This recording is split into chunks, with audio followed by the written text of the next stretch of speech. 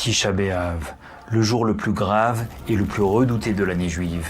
Mais que s'est-il passé pour que tous les juifs du monde prennent ainsi le deuil? 5 catastrophes se sont produites ce jour-là. 1. 9 Av 2450, les explorateurs. Tout commence dans le désert, 2 ans après la sortie d'Égypte et l'ouverture de la mer d'Éjon.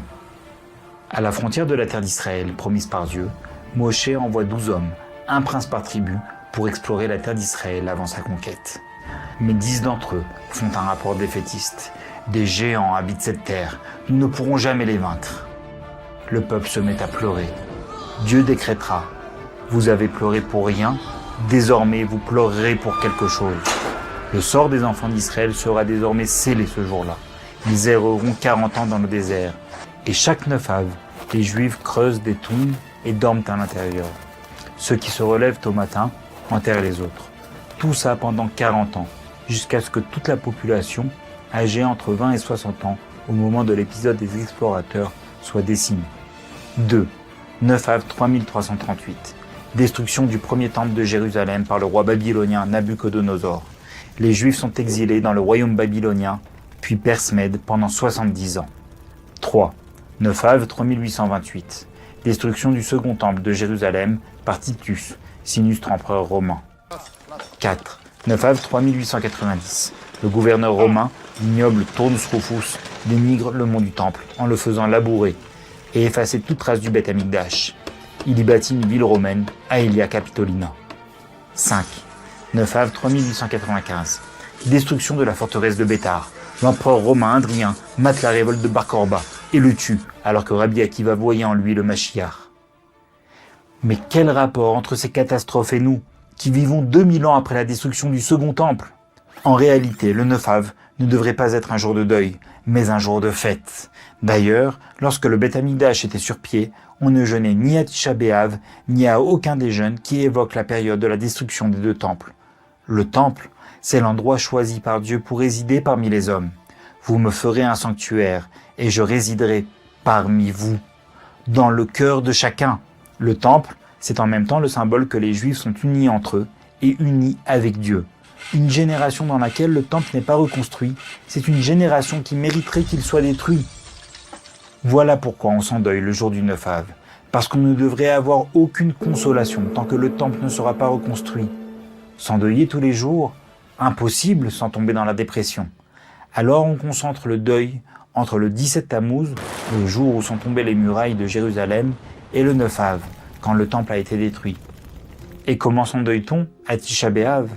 Ça se fait en 4 étapes. 1. Tout commence le 17 Tammuz. Depuis ce jour, on ne se marie pas, on ne danse pas et on n'écoute pas de musique. 2. À partir de Rosh Chodesh Av, on ne mange plus de viande et on ne boit plus de vin en dehors du Shabbat.